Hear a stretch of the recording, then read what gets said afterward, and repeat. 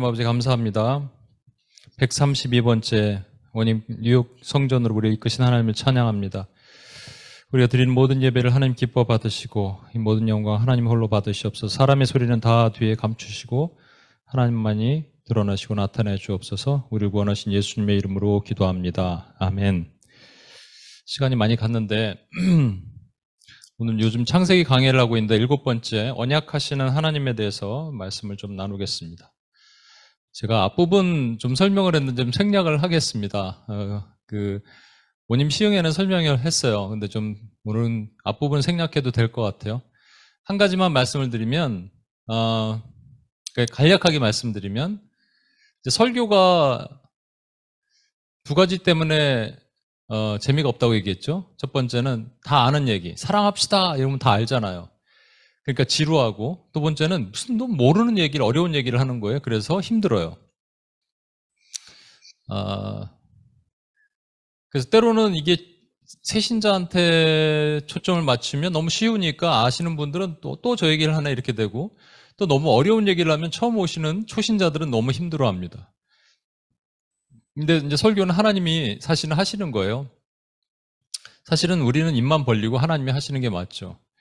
근데 이제 조금 어려운 얘기를 하겠습니다. 우리 이제 흔히들 말해서 일반 설교는요, 통상적으로 연역법이라는 것으로 합니다. 연역법이 뭐냐면 여러분 우리가 설교를 잘 몰라도 제목을 잘 보면 그 설교자가 설교하는 내용이 뭔지 알 수 있습니다.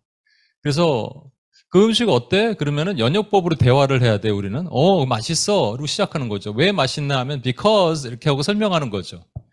그런데 귀납법은 그 음식 맛있어 그랬더니 그때부터 내가 어렸을 때 말이야 사실은 내가 옛날에 가난하게 살아서 음식을 잘 못 먹고 뭔가 부연 설명이 되게 많아요. 그러더니 결국으로는 이 음식이 내 입맛에는 안 맞아. 이걸 설명하려고 수많은 부연 설명을 하는 겁니다. 마치 깔때기, 쇳날에 뭔가 투머치 인포메이션을 넣고 하나를 탁 떨어뜨리는 거. 이거를 인덕티브 웨이라고 얘기해요. 귀납법적 방법이라고 얘기하고, 디덕티브 웨이는 거꾸로죠.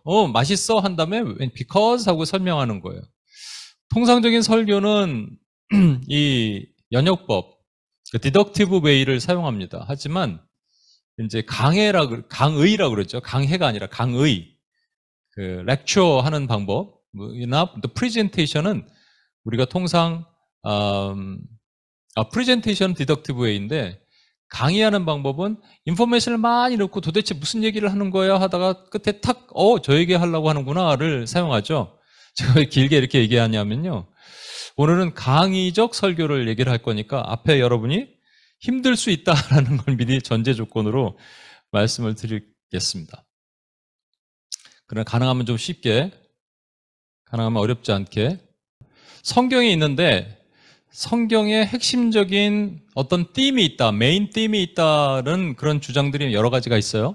그래서 어떤 분은 십자가다, 어떤 분은 킹덤 오브 갓, 하나님이 나라다. 그런데 이렇게 얘기하는 주장하는 분들도 있습니다. 언약이다라는 것이죠. 성경에는 하나님의 언약이 흘러가고 있다. 창세기부터 계시록까지 하나님의 언약이 흘러가고 있다라고 얘기를 하는 거예요.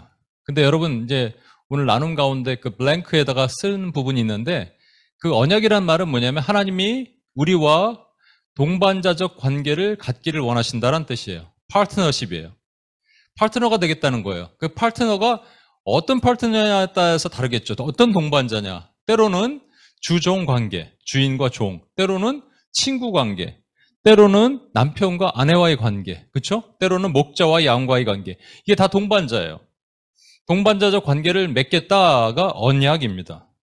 근데 여러분, 우리말에는 이제 언약인데 이게 카바넌트라고 얘기하는데, 컨트랙이란 말 있죠. 계약과 언약은 완전히 다릅니다. 계약은 독립적인 어떤 관계를 가진 사람들끼리 1대1의 관계를 맺는 것을 우리가 계약이라 그래요. 그렇죠? 우리가 테넌트와 랜로드 간에 계약을 맺잖아요. 물론 갑이 랜로드죠. 그렇죠? 왜냐하면 건물주니까. 그러니까 테넌트는 그래도 테넌트에 가진 권리가 있어요. 각자 의무와 권리를 사용해서 동시에 책임을 쌍무적인 책임이라고, 쌍방의 책임을 지게 되는 거죠. 부모와 자식 간에도 이런 언약이 있습니다. 계약이 있습니다. 여러분, 계약이, 약속이라고 얘기하죠. 계약이라고는 컨트랙이라고는 안 하는데, promise가 이게 covenant냐, 또는 contract이냐, 계약이냐, 언약이냐에 따라서 달라진다는 거예요. 그러니까, 부모 자식 간에도 약속을 해요. 네가 오늘 공부 잘하면 내가 너 여행 시켜줄게. 이렇게. 용돈 얼마 줄게. 부모가 이렇게 얘기하잖아요. 이 시험 100점 맞아오면, 이 문제 풀면 아이스크림 사줄게. 근데 아이가 문제를 다 풀 수 있을까요? 에녹이가 100% 다 문제 풀 수 있을까요? 풀 수 있어요. 공부를 잘하면, 열심히 하면. 그런데 못 푸는 것도 있어요. 왜냐면 안 배운 거를 문제를 주면 못 풀어요. 어떤 측면에서는요, 하나님이 우리에게 주셨을 때 우리가 풀 수 있는 문제에 대해서 얘기를 하시는 경우가 있는가 하면 풀지 못할 문제에 대해서 얘기하시는 것도 있다는 겁니다. 오늘 아브라함 얘기를 좀 할 때 아브라함을 하나님께서 밖으로 데려나가셔서 하늘의 별을 보여주시면서 네 후손이 이렇게 많을 거야 라고 하시니까 아브라함이 그걸 믿었어요. 그것을 믿으니까 아브라함의 의로 여겨주셨어요. 이를 하나님이 아브라함이 여호와를 믿으니 이를 그의 의로 righteous 한 person으로 여겨주셨단 말입니다. 그리고 나서 하나님께서 이제 아브라함에게 이 땅을 주겠다 그랬는데 아브라함이 이렇게 얘기합니다. 하나님께서 그가 이르되 주 여호와여 내가 이 땅을 여호와의 소유로 받을 것이 무엇으로 알리까 얘기하니까 하나님께서 아브라함에게 이 재물을 준비하래요. 3년 된 염소, 암염소, 순양, 그리고 산비둘기, 집비둘기 이 재물을 준비해 갖고 와라 라고 얘기합니다. 그랬더니 아브라함이 어떻게 하냐면 10절 보십시오. 아브라함이 그 모든 것을 가져다가 그 중간을 쪼개고 쪼갠 것을 마주 대하여 놓고 그 새는 쪼개지 아니하였으며 하나님께서 뭐라 그러셨어요? 3년 된 암소, 3년 된 암염소, 3년 된 순양, 산비둘기, 집비둘기 새끼를 가져오라 그랬는데 가져와서 쪼개버렸어요. 언제 쪼개라 그러셨어요, 하나님이? 쪼개란 말 없는데 쪼개버렸단 말이에요, 아브라함이. 이게 뭐냐면요, 당시 고대 근동에 그 계약, 컨트랙을 맺을 때, 누군가 1대1의 계약을 맺을 때는 반드시 재물을 갖다 놓고 반을 이렇게 딱 쪼개버립니다. 여기서 이렇게 쪼개버리는 거예요. 쪼개서 가운데 놔두고, 재물을 놔두고, 양쪽에 사람이 둘이 손을 잡고 지나갑니다. 손을 잡고 지나갈 때, 만약에 그 중에 한 명이 이것을 어기게 되면, 그냥 너는 이렇게 쪼개버린다. 그러니까 너를 쪼개버린다는 뜻이에요, 여러분. 그래서, 히브리어로 우리 make a covenant라고 그러죠. 뭔가, 그 계약을 맺다라는 것을 make a covenant라고 하는데, 이 make라는 단어를 히브리어로는 카리트 베리트라고 그래요. 카리트가 자르다는 말이고요. 베리트도 이 쪼개다는 말에서 나왔어요. 그러니까 고기를 쪼개버리다 이런 말이 언약을 맺다라는 말이에요. make a covenant. 그러니까 이 얘기는 뭐냐면 아브라함의 생각에는 하나님이 지금 내가 무엇으로 알리까 했더니 재물을 갖고 와라. 아, 하나님이 나랑 지금 언약을 맺으시려고 그러는구나. 1대1로. 그래서 딱 재물을 갖다 놓는 거예요. 그랬더니 하나님께서 아브라함에게 뭐라고 얘기하시냐면 이제 아브라함이 앞으로 그 후손들이 어떻게 될 얘기를 하시는 거예요. 네 후손들이 되게 많아질 거야. 근데 그 후손들이 장차 애굽 땅에 노예로 가서 살 거야. 근데 400년 후에 그들이 돌아올 거야. 이런 얘기를 하시는 거예요. 그 다음에 장면을 보시겠습니다. 그리고 나서 아브라함에게 뭐라고 말씀하시냐면 이제 너는 장수하다가 평안히 조상에게 돌아가 장사될 것이다. 그리고 내 자손은 4대 만에 이 땅으로 돌아오리니 이는 아모리 족속, 가나안 땅에 있는 족속을 아모리 족속이라 그래요. 아모리 족속의 죄악이 아직 가득 차지 아니함이라. 아모리 족속의 죄악이 가득 차면 네 후손이 400년 만에 4대니까 이제 400년이에요. 400년 만에 돌아오게 될 것이야. 가나안 족속의 죄악이 가득 차면 그럼 너는 가나안 족속을 싹 몰아내고 네 후손들이 여기 살 것이야 라고 말씀하신 후에 17절 해가 져서 어두울 때 연기가 나는 화로가 보이며 타는 횃불이 쪼갠 고기 사이로 지나더라. 무슨 말입니까? 지금 원래는 아브라함은 고기를 쪼개놨어요. 왜 쪼개놨어요? 하나님과 1대1로 손잡고 걸으려고, 계약하려고, 컨트랙 하려고. 근데 하나님은 아브라함에게 컨트랙 하지 않으셨어요. 카버넌트를 하셨어요. make a covenant를 하셨어요. 그러니까 아브라함이 필요 있어요, 없어요? 필요 없어요. 혼자 쪼갠 불 사이로 지나가셨던 거예요, 여러분. 아브라함의 엄청난 착각과 하나님의 엄청난 일이 동시에 일어나고 있는 거예요.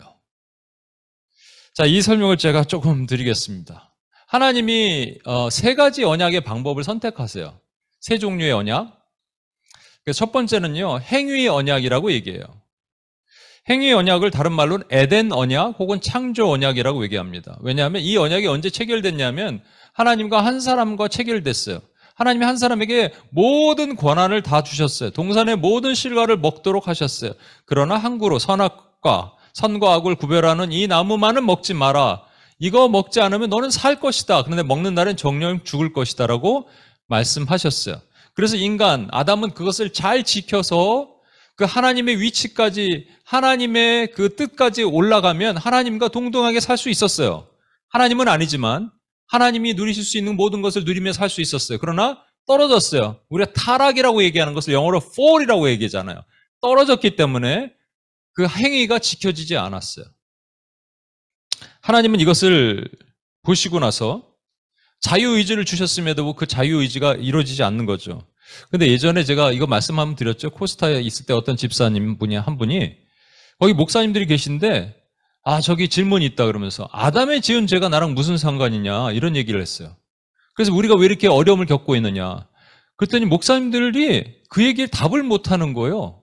제가 그때 평신도였는데 간사였는데 정말 황당하더라고요. 어떻게 그 답을 못 하느냐. 여러분, 아담이 혹시라도 선악과를 안 따먹었으면 아담의 아들 중에 누구 하나 그 선악과를 안 따먹을 수 있을까요? 인간이 거기서 자유로울 수 있을까요, 여러분? C.S. 루이스는 이런 얘기를 했습니다. 하나님께서 만약에 아담을 그 선악과를 안 따먹을 수 있는 강력한 의지를 가진 사람을 만드셨으면, 사람으로 만드셨다 하더라도 그가 만약에 다른 범죄를 지었다면 그는 우리가 상상을 초월한 엄청난 악인이 되었을 것이다.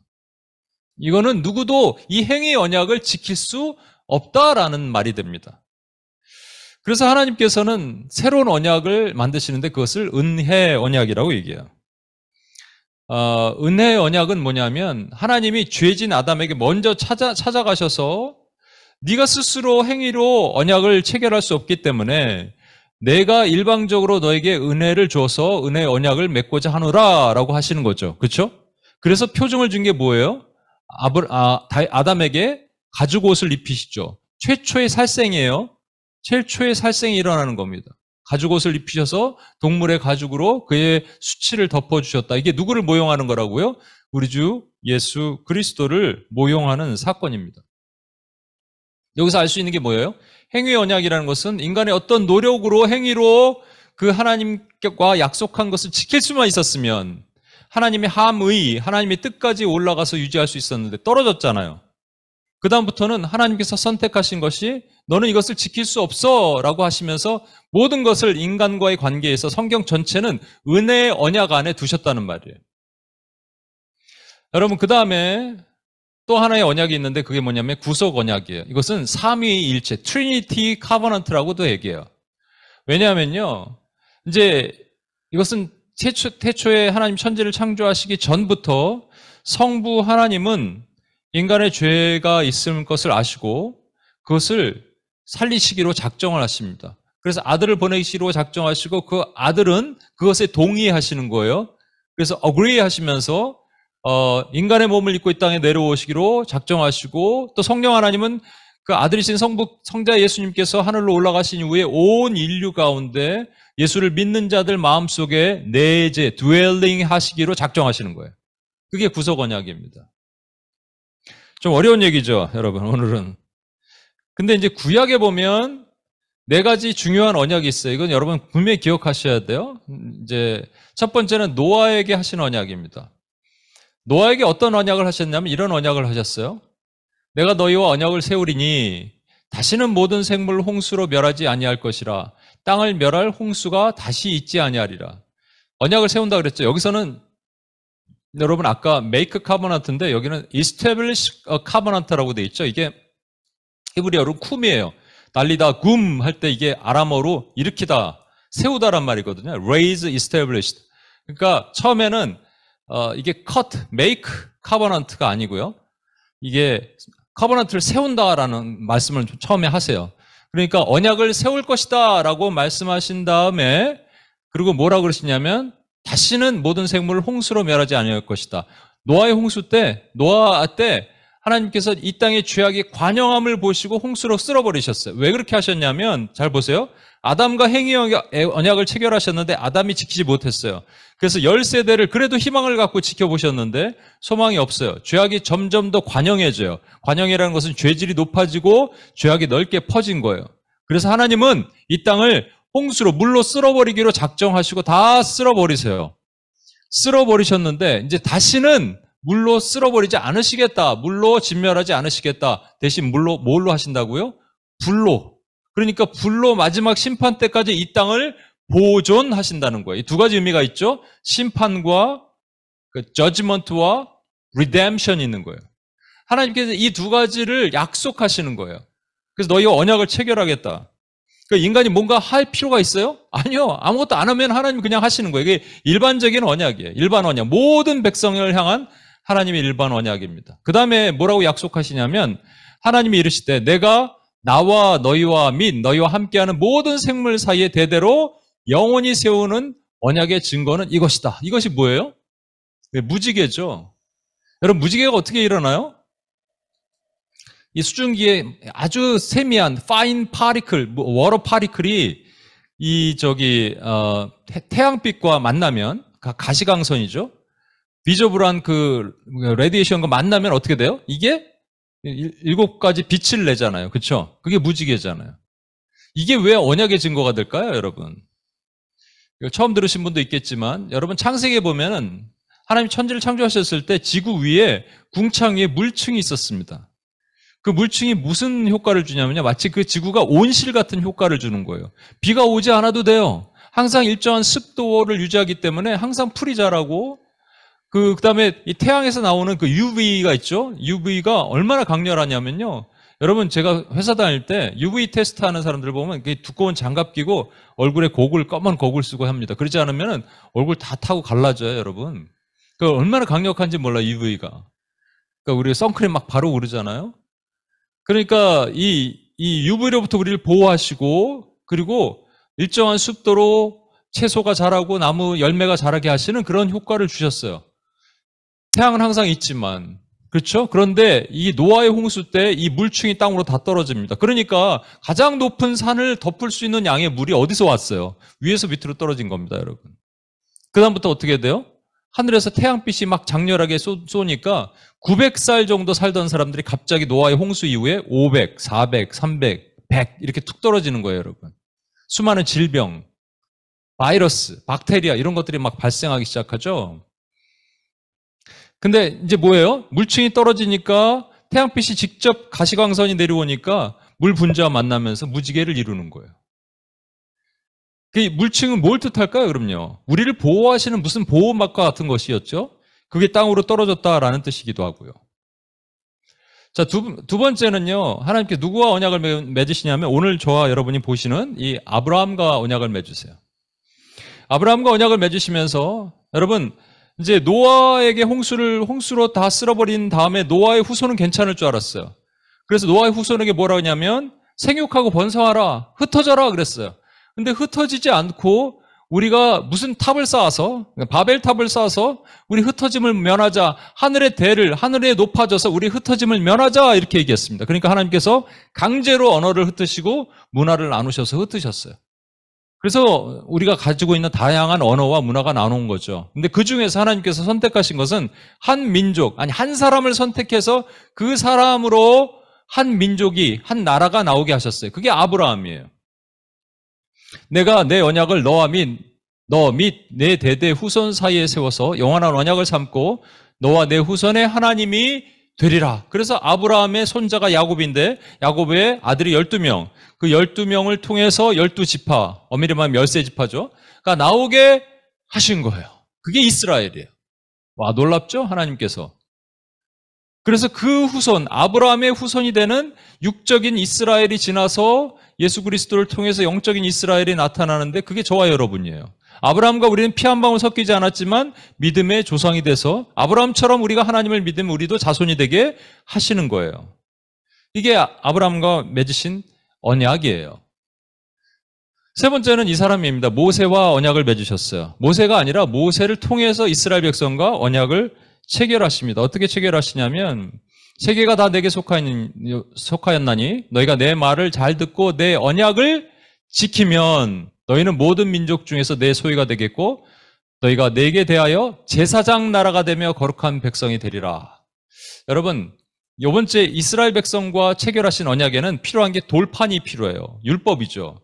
율법의 말씀을 잘 지키면 그러면 너희는 모든 민족 중에 제사장 나라가 된다는 거예요. 제사장 나라가 뭘 뜻하죠? 제사장이 하는 일은 죄 있는 백성들의 죄를 끌어안고 하나님을 향하여 엎드려 사죄 드리는 역할을 하는 거예요. 그러니까 주변 나라들이 죄를 지면 하나님 앞에 엎드려 주여 저들의 죄를 용서하여 주옵소서 하는 일을 이스라엘이라는 나라가 했어야 돼요. 근데 그들이 그걸 했어요, 안 했어요? 하지 못했기 때문에 하나님께서는 그 역할을 또한 이스라엘에서 하나님의 또 다른 나라인 교회, 신약으로는 말하면 교회에게 옮기시는 겁니다. 마지막에는 누가 언약을 체결하시냐면 바로 다윗입니다. 다윗은 그냥 유명한 용맹스러운 왕 정도로 골리앗을 무찌른 왕 정도로 생각하지만 다윗에게도 동일하게 언약을 하시는데 내 집과 내 나라가 내 앞에서 영원히 보존되고 내 왕위가 영원히 견고하게 서리라. 이것은 다윗의 통치를 말하는 거예요, 여러분.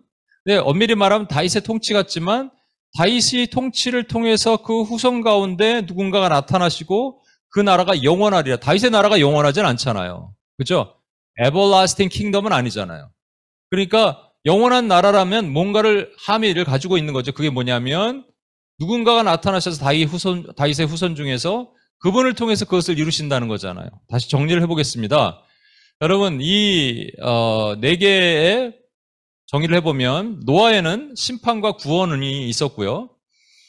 아브라함에게는 큰 민족과 또 그 땅 가나안을 주시고 큰 민족을 이루겠다고 하셨죠. 그리고 모세를 통해서는 그 이스라엘이 제사장 나라가 되게 하겠다고 하셨죠. 그리고 다윗에게는 영원한 통치를 하도록 하시겠다 하십니다. 각각의 사인을 주시는데 노아에게는 무지개를 주셨죠. 그 다음에 아브라함에게는 할례인데 할례가 그 남자의 그 중요한 부분을 칼로 자르는 거잖아요. 이게 두 가지 의미가 있어요. 하나는 수치스럽죠. 또 하나는 그것을 통해서 생명이 탄생하잖아요. 여러분, 예수 그리스도가 십자가에 달리실 때 되게 수치스럽게 죽으셨어요. 그것을 통해서 새로운 생명이 탄생합니다. 그런 의미죠. 무지개는 아까 뭐라고요? 물층이 우리를 보호하셨는데 그 보호하신 물층이 땅에 떨어졌어요. 뭔가 심판을 통해서 땅에 떨어졌는데 그로 인해서 무지개가 탄생하면서 다시는 물로 심판하지 않겠다는 하나님의 언약. 이게 그리스도, 예수 그리스도를 상징합니다. 제사장 나라를 삼겠다는 그들에게는 그들이 지켜야 되는 돌로 만든 율법이 있었어요. 그리고 영원한 통치를 말하는 것은 다윗의 후손입니다. 이게 결국 뭐냐면요. 이게 구약이에요.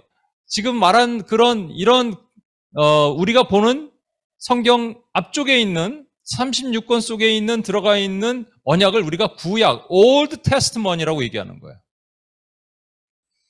구약은 오래된 언약, Old Covenant를 얘기하는 겁니다. 그러면 New Covenant가 있겠죠? 또는 New Testament이라고 했는데 New Covenant예요. 그럼 New Covenant가 뭐냐? 그러니까 Old Testament은 12지파, 이스라엘의 12지파에 해당되냐면 신약의 New Testament은 12사도에 해당되고 이 경계선은 십자가입니다. 그렇죠? 이 New Testament이 뭐냐? 예레미야 31장 31절에서 33절 사이에 나옵니다. 오늘 이제 처음 오신 분들에게 죄송한데 제가 원래는 이렇게 설교를 안 하거든요. 오늘 말씀드렸잖아요. 이 강의식 설교이기 때문에 여러분이 조금 어려울 수가 있는데 오늘만 양해를 구합니다, 여러분. 예레미야 31장 31절 보십시오. 여호와의 말씀이라 보라 날이 이르리니 내가 이스라엘 집과 유다의 집에 새 언약을 맺으리라. 새 언약, New Covenant를 I will make a new covenant를 하겠다 하시고 나서 이 언약은 내가 그들의 조상들의 손을 잡고 애굽 땅에서 인도하여 내던 날에 맺은 것과 같이 아니할 것은 그게 뭐죠? 모세를 통해서 맺은 것. 돌판 위에 새긴 것. 그렇게 한 것은 아닌 것은 내가 그들의 남편이 되었어도 그들이 내 언약을 깨뜨림이라 여호와의 말씀이니라. 주님이 남편이 되셨다. 아까 파트너십, 동반자 관계에서 남편과 아내와의 관계를 설정하시고 말씀하시는 거예요. 그런데 그들이 깨뜨렸다는 거예요. 우상을 숭배하고 깨뜨렸다는 거예요. 그러나 그날 후에 내가 이스라엘 집과 맺은 언약은 새 언약은 이러하니 곧 내가 나의 법을 그들의 속에 두며 그들의 마음에 기록하여 나는 그들의 하나님이 되고 그들은 내 백성이 될 것이라 여호와의 말씀이니라. 과거에는요. 돌판 위에다 새겼어요. 그래서 돌판에 있는 것을 행위의 언약, 이것을 지켜야 돼요. 지키지 않으면 죽는 거예요, 여러분. 그 이스라엘 백성들은 끊임없이 이것을 지키면서 살라고 유대인들까지, 바리새인들까지, 서기관들이 그렇게 살았어요. 근데 지키는 사람이 누가 있어요, 여러분? 다 지키는, 하나도 예외 없이 지키는 사람이 누가 있어요? 그런데 뉴 커버넌트는 어디다 새기냐면요. 돌판에 새기지 않고 신비, 이 심장에다 새겨야 하는 거예요. 심장에 새기면 우리가 안 지키면 어떻게 해요? 아니에요. 이 심장에 새기면요. 안 지키고 지키고가 문제가 아니에요. 새겨주신 분이 하나님이세요. 그러면 이게 누구를 통해서 새겨졌냐면 예수 그리스도를 통해서 새겨진 거예요. 우리 안에 이게 새겨져 있어요. 이건 누구도 지울 수 없어요. 누구도 빼앗아 갈 수 없어요. 저 돌판 안에 있는 컨트랙은요. 엄밀히 말하면 컨트랙이죠. 계약이에요. 그 뭐 카버넌트라고 하지만 그 카버넌트는 우리가 지켜야 돼요. 지키지 않으면 그건 안 되는 거예요. 그렇죠? 그러니까 1대1의 카버넌트, 엄밀히 말하는 컨트랙이에요, 여러분. 그러나 신비, 이 심판, 여기 가슴에 새긴 이 컨트랙은요. 컨트랙이라고 얘기 안 해요. 카버넌트라 그래요. 하나님의 일방적인 컨트랙이에요. one-sided contract이에요.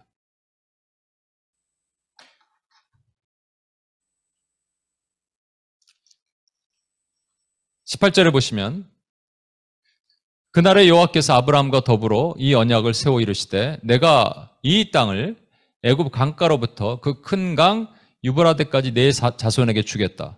이제 하나님께서 아브라함이 쪼갠 고개로 딱 이렇게 고기를 놔두고 기다리고 있으니까 하나님이 나타나셔서 내가 언약을 세울게 이렇게 말씀하시죠. 그리고 땅의 경계까지 설명을 하시는 거예요. 땅의 경계를 설명하시는데 뭐라고 설명하시는지 보십시오. 어디서부터 어디까지냐면요. 저기 아수르 파란 강이 있는 게 유프라데스 강이에요. 그리고 이 뒤에 이제 왼쪽에 있는 작은 강이 이게 나일 강입니다. 나일 강에서 유프라데스 강까지 이스라엘이 어디냐면요. 저기 제가 좀 두로 시돈 보이세요? 거기 있는 옆에 사마리아 거기 약간 조금 그러니까 위에 갈릴리에서 사해까지 있는 왼쪽에 바닷가에 붙어있는 조그만 나라, 그 조그만 땅덩어리입니다. 그게 이스라엘입니다. 이스라엘이 아무리 북극강병했을 때, 뭐 여호사밧 때, 다윗 때, 뭐 이럴 때도요, 아수르 근처까지 간 적이 한 번도 없고요, 여기 나일강 근처까지 영토를 확장한 적이 없습니다. 그러면 하나님의 명령이 틀렸네요. 하나님의 약속이, 컨트랙이 틀렸네요. 이 카버넌트는 페일한 거네요. 그 다음에 또 이런 말씀도 하세요. 여기, 죄송합니다. 여기 노란색이 있네. 여기랑 여기랑 엄청나게 차이가 있죠? 그 다음에 19절, 21절 보십시오. 곧 겐 족속, 그니스 족속, 감몬 족속과 뭐 헷 족속과 브리스 족속과 이 족속이 몇 개인가 한번 세어보세요, 여러분. 몇 개죠? 예, 10개의 족속입니다. 이게 이상해요. 왜냐하면요. 나중에 이제 모세가 출애굽해서 이스라엘 백성들이 가나안으로 실제 들어갈 때 하나님께서는 가나안 땅에 있는 7족속을 몰아내라 그러십니다. 근데 지금 10개 족속이잖아요. 지금 430년 후거든요. 그러니까 430년 후에는 세 족속은 없어지고 이제 7족속만 남는구나 이렇게 생각할 수 있을까요, 여러분? 하나님께서 그걸 모르시고 10개 족속을 지금 말씀하시고 나중에 여호수아와 모세에게는 7족속을 멸하라 그러셨을까요? 아닙니다. 아까는 분명히 지금 저 유프라데스 강과 나일강까지 영토가 확장한다 그러는 것도 틀렸고 또 10족속을 멸하라 그랬는데 실제 보니까 7족속이고 하나님의 말씀이 자꾸 바뀌는 것 같아요? 아니요. 이거는 영적인 의미로 우리가 해석을 해야 됩니다. 어떻게 봐야 되냐면요. 여러분 계시록 13장에 보면 이런 짐승이 바다에서 올라오는데 잘 보십시오. 머리가 몇 개예요? 세어보세요. 7개입니다. 뿔이 몇 개예요? 어떤 건 2개 달리고 어느 건 하나 달렸죠? 합치면 10개입니다. 7이라는 숫자는 뭘 상징하냐면 하나님을 상징해요. 하나님의 숫자예요. 이 바다에서 올라오는 짐승은 마치 자기가 하나님인 것처럼 흉내내는 놈이에요. 그리고 뿔이 열이면 왕권이 완전히 찼다. 10이라는 것은 펄펙하단 말입니다. 꽉 찼다는 fullness예요. 여러분, 펄펙이 아니라 fullness. 그러니까 퍼펙트과 fullness가 함께 있다라는 거예요. 마치 하나님인 것처럼, 모든 왕권을 차지한 것처럼. 이거는 사단의 대리인이자 사단의 왕국을 뜻하거든요, 여러분. 이게 밑에서 올라오는데. 그러면 여러분, 유프라데스는 바벨론과 아수르가 있던 땅입니다. 거기까지 이스라엘이 침공한 적이 한 번도 없어요. 뭐 영토를 확장한 적이 없어요. 애굽 땅 나일강까지 내려간 적이 없어요.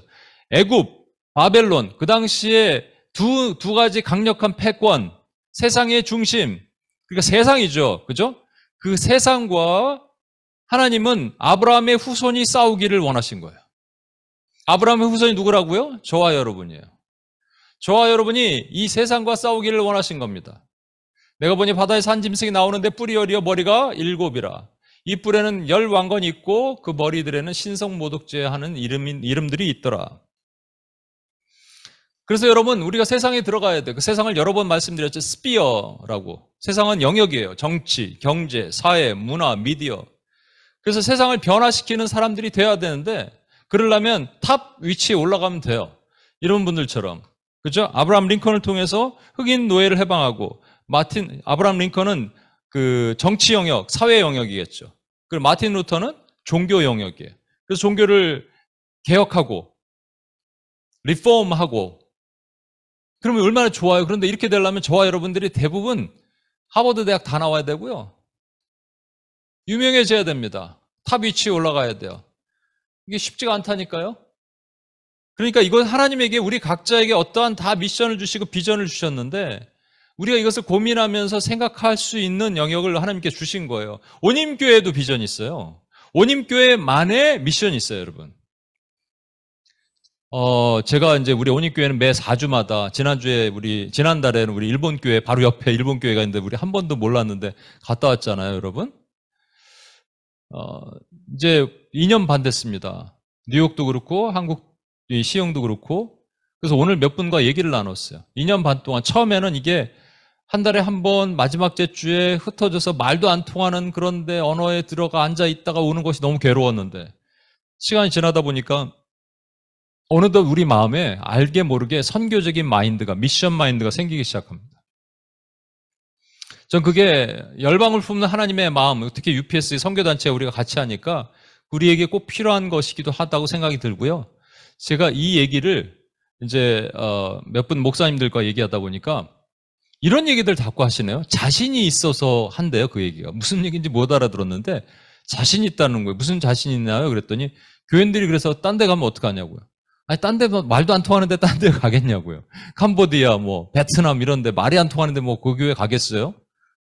그러니까 가는 거를 중요한 게 아니고 하나님이 우리에게만 주시는 특별한 태스크, 특별한 미션이 있다는 생각이 제가 너무 감사했어요, 사실은요. 온입교회도 그게 있다니까요. 여러분, 이분 제가 한번 말씀드린 적 있죠. 이 영화 파파로티라는 영화입니다. 왼쪽에 학생이고요. 오른쪽에 한석규인데 이 학생이 이제 조폭의 몸을 담고 있었는데 노래를 너무 잘해요. 그래서 이제 그 선생님이 실제 실존 인물인데 스타킹이라는 프로에 이 학생을 내보냅니다. 그게 누구냐면 요즘 트로트로 유명한 김호중이라는 테너예요. 근데 이 김호중이라는 친구가 원래 조폭의 몸을 담고 있었대요. 그러다가 이 선생님이 이 아이를 발굴하고 그래서 키워서 스타킹에도 보내고 유명해져서 대학도 나오고 그다음에 이제 독일인가에 그 유학을 갔다 왔는데 지금은 이제 트로트 가수가 됐죠. 근데 그 과정에 선생님이 이 선생님이 김천이라는 곳에 김천 예고의 선생님으로 있었어요. 근데 이제 김천 예고의 선생님으로 있다가 나도 유학을 해야겠다. 그리고 독일로 유학을 갑니다. 유학을 가서 10년 동안 이제 유학을 끝나고 나서 이곳저곳 극장의 문을 두들기는데 잘 열리지 않죠. 10년 하다 안 되니까 결국 어디로 다시 돌아가냐면 김천 예고 선생님으로 다시 돌아가요. 여러분, 선생님 하기 싫어갖고 유학을 갔는데 다시 선생님이 된 거예요, 여러분. 그럴 때 뭐를 느낄까요? 제 생각에는 그냥 하나님의 뭔가 내가 한다고 나와서 기다렸거든요. 마치 아브라함이 이렇게 언약을 하나님이 고기를 갖다 놓으라, 재물을 갖다 놓으라 했지 언제 쪼개놓으라 그랬어요. 자기 생각에 다 쪼개놓고 있는 거예요. 쪼개놓고 기다리는 거죠. 근데 안 열려요. 그때 깊은 자괴감이 있겠죠? 그런데 이 조폭 출신의 자기 제자가 노래를 너무 잘하는 거예요. 같은 테너인데. 그러니까 하나님, 저에게는 왜 이렇게 노래를 잘하는 걸 주시지 않았습니까? 그랬을 때 하나님이 이런 마음을 주셨대요. 호중이를 위해서 너를 이곳에 보냈다. 얼마나 속상해. 나는 뭐야 도대체? 그죠? 하나님 이렇게 차별되고 하십니까? 이럴 거 아니에요? 그러다가 어느 날 어디 PD가 연락이 왔대요. 서수영 선생님인데, 서수영 선생님 되시죠? 예. 아, 저희가 어느 영화사인데요. 지금 이번에 영화를 좀 하나 찍으려고 그럽니다. 그랬더니 딱 캐치를 했죠. 아, 그럼 호중이한테 연락하시죠? 왜 저한테 연락하셨어요? 호중이 영화죠? 이랬어요. 그랬더니 아니요. 주인공은 선생님인데요. 이랬다는 거예요. 여기 보면 마지막에 이 조폭 출신의 이제 아이가 막 싸우다가 마지막 노래 부를 기회, 오디션 기회를 놓칠까봐 막 맞고도 와서 노래를 내 순도로마 이렇게 부르는 장면이 나와요, 여러분. 그랬더니 이제 심사위원이 심사 다 끝났다 그러니까 이제 한석규가 아니 애들이 부르겠다잖아 이렇게 유명한 대사를 합니다.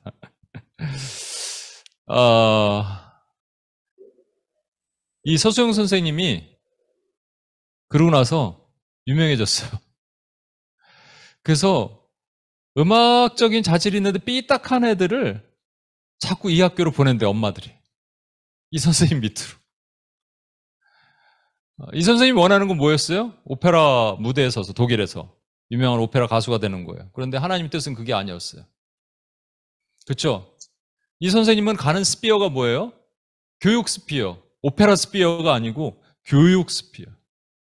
깨진 브로큰 패밀리에 있는 아니면 뭐 탈선한 아이들을 스페시픽한 퍼슨들에 대한 스피어. 글로 보내셨어요. 저와 여러분도 이렇게 기다리고 있는데 뭔가 저도 온임교회를 위해서 기다리고 있는데 아브라함도 마찬가지고요. 그런데 말이죠. 아브라함이 고개를 쪼개놓고 하나님을 기다려요. 아까 말씀드렸죠. 하나님이 고개를 쪼개라 그랬어요? 쪼개지 말라 그랬어요? 그리고 쪼개라는 얘기를 안 했습니다. 왜 쪼갰어요? 고대 근동의 칸트랙은 1대1과 하나님과 내가 계약을 하나 보다 생각하고 고개를 쪼개놨다니까요. 1대1로 계약한다. 칸트랙이라고 생각하는 의미는 뭐라고요? 내가 doing something, 내가 뭔가를 해야 되나 보다. 그래서 지가 알아서 다 쪼개놓은 거예요. 그런데 하나님이 안 나타나세요. 내가 뭔가 하려고 그래요, 여러분. 여러분과 제가 뭔가 노력을 해요. 독일에 유학도 가요. 뭐도 해. 안 하는 게 아니에요. 다 해. 하는데 하나님의 도움이 없는 것 같아. 나타나지 않는 것 같아. 왜 그렇다고요? 컨트랙이 아니라 카버넌트라니까요, 여러분. 카버넌트는 one-sided 컨트랙이에요. 근데 우리는 1대1, 원투원, 하나님과 내가 동등, 내가 뭔가 해도 되는 줄 알고 고개를 쪼개놓고 기다리고 있으니까 갑자기 솔개가 나타납니다. 솔개가 나타나요. 벌드인데 이게 뭐라고 돼 있더라? 블랙 카이트. 여기에는 발음을 못하겠습니다. 블랙 카이트라 그러더라고요. 이게 나타나요. 솔개가 막 나타나.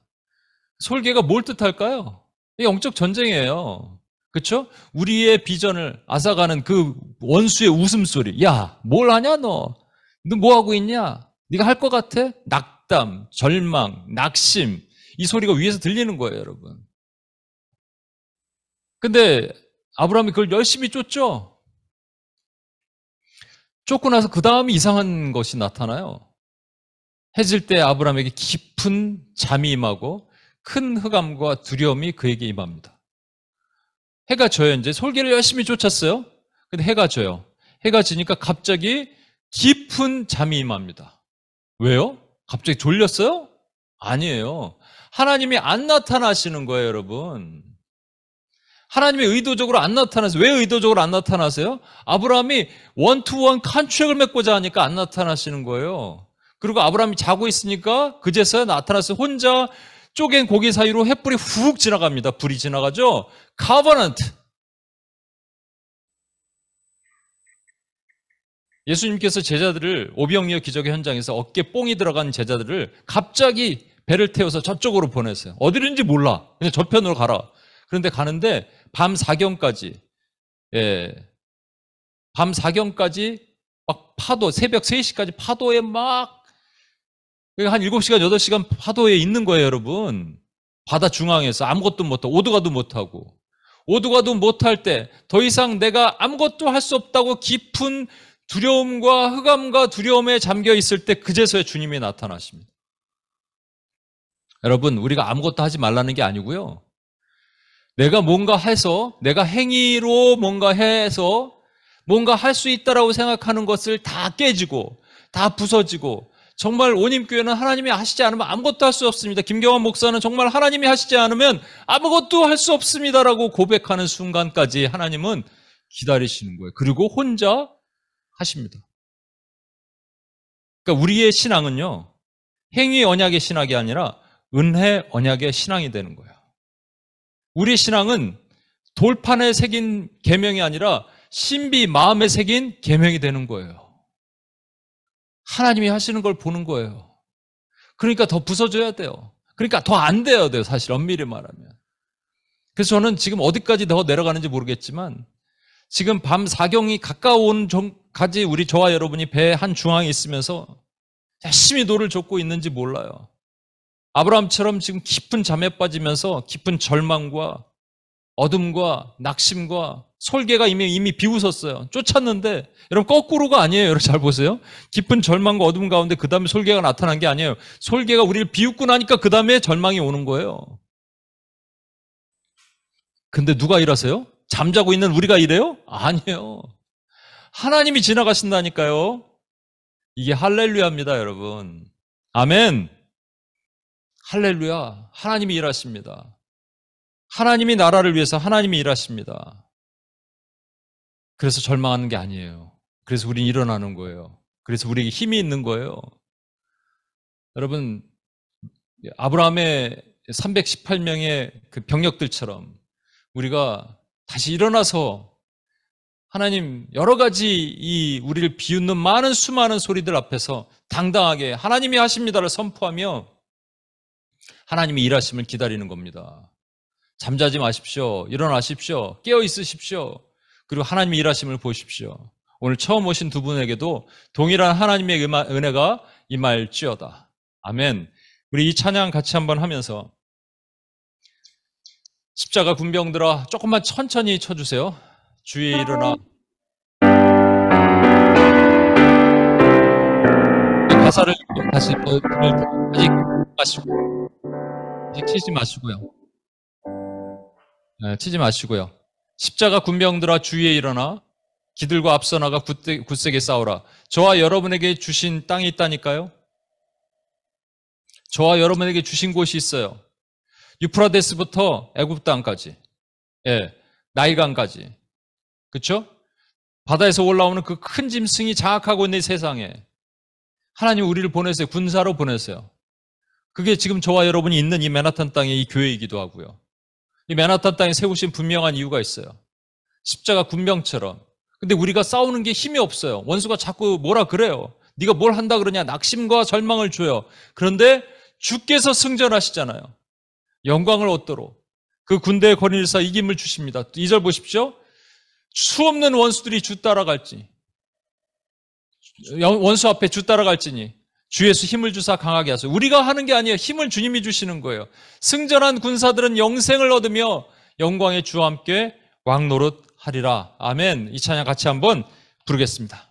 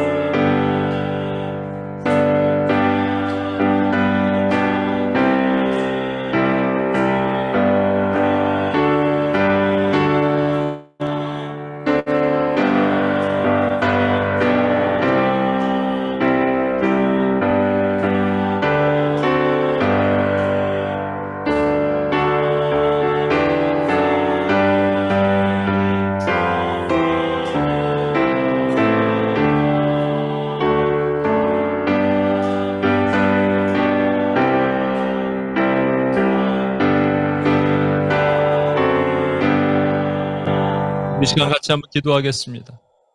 여러분 잘 보십시오. 아브라함에게 하나님은 컨트랙을 맺으셨어요. 컨트랙이 아니고 커버넌트예요. 근데 아브라함의 입장에서는 하나님이 내가 늘 익숙한 그 컨트랙을 하시나 보다 하고 스스로 쪼갠 고기를 쪼개놓고 하나님을 기다렸어요. 오지 않으세요. 내가 뭔가 하고자 하는 사람들에게는 하나님이 오지 않으십니다. 근데 하나님이 하십니다라고 맡기는 일방적인 그냥 원사이드 컨트랙, 그 커버넌트를 믿는 사람에게는 하나님이 지나가십니다. 여러분, 그런데 그 전에 뭐가 있는 줄 아세요? 솔개가 나타나요. 우리를 낙담시켜요. 절망시켜요. 못한다 그래요. 봐라 그래요. 두려움을 줍니다. 이 시간 여러분 먼저 솔개를 내어 쫓으십시다. 그 벌즈의 공격을 내어 쫓으십시다. 그런 소리, 부정적인 생각, 원수의 소리, 너는 못해, 안 돼 하는 것들 예수의 이름으로 결박받고 끊어지고 떠나갈지어다. 나는 하나님의 자녀다. 하나님의 군대다. 나는 하나님의 맡기신 일 감당하노라. 그 서수영 선생님처럼 내가 원하는 대로 되지 않는다 해도 하나님 반드시 하나님의 일을 이루게 하시노라 라고 믿음으로 선포하고 나갈 때 하나님이 우리를 통해서 이루십니다. 여러분을 통해서 이루십니다. 이 시간 원수의 소리를 떠나게 하시고 하나님의 군대로 선 하나님의 종이 되게 해달라고 이 시간 주여 한번 외치며 같이 한번 기도합니다. 주여!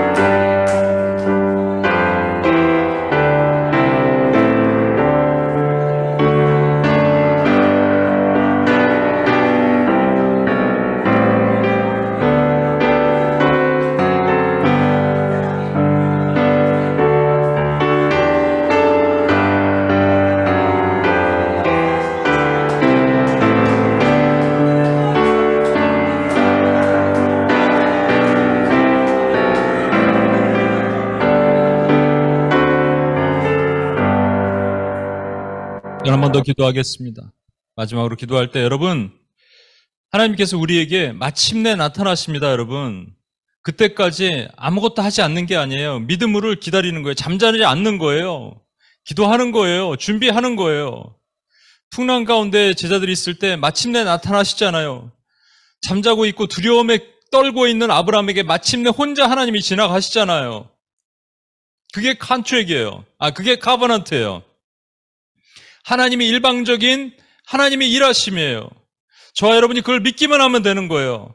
하나님이 일하십니다. 온임교회도 하나님이 일하시고 여러분의 삶 가운데도 하나님이 일하시고 반드시 나타내시고 반드시 증거하십니다. 그래야 돼요. 왜? 그것이 하나님이시기 때문에. 그게 구약의 이 돌판에 세운 것이 더 이상 돌판에 세운 걸 우리가 어떻게 일일이 다 지킵니까?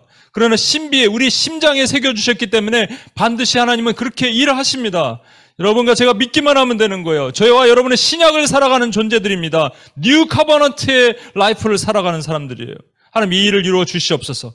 믿고 기다리겠습니다. 온임교회에도 마침내 나타나시고 증거해 주옵소서. 하나님 우리 삶을 그렇게 나타내시고 증거해 주옵소서. 하나님 낙심하지 않게 도와주시고 하나님의 일하심을 보는 하나님의 종들이 되게 해달라고 주여 한번 외치며 같이 한번 기도합니다. 주여!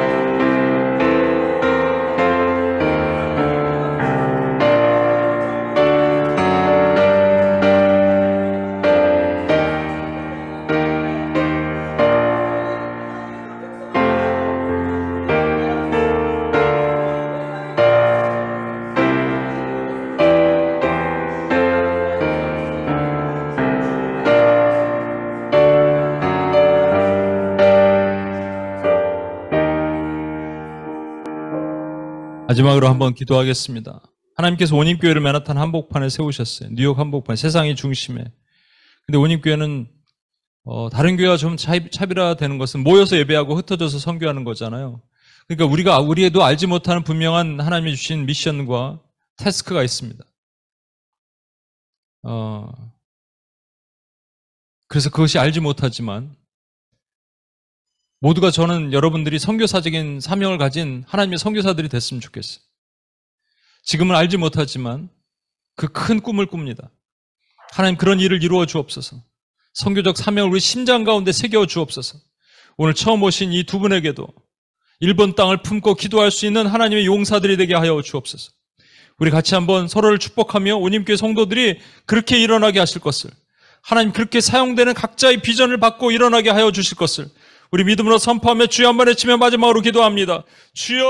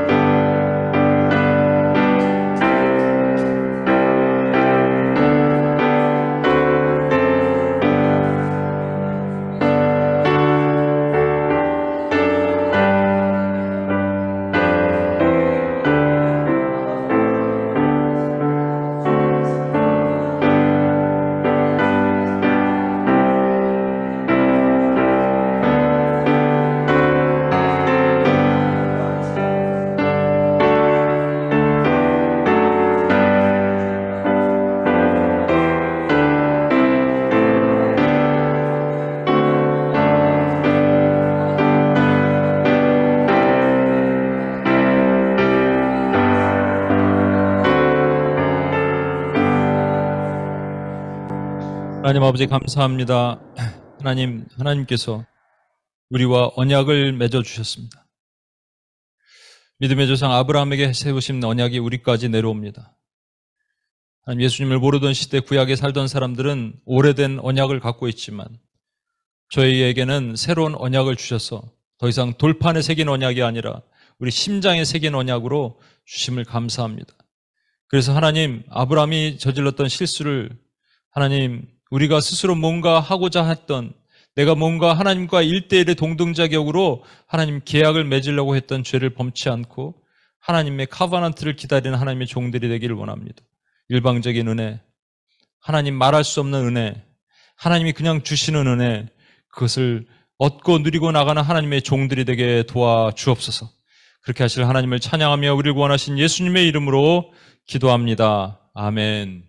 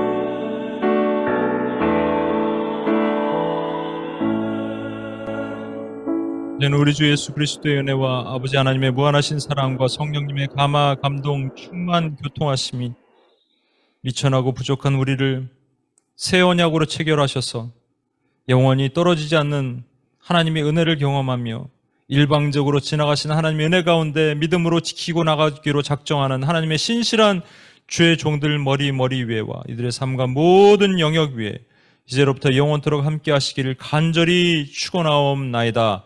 아멘.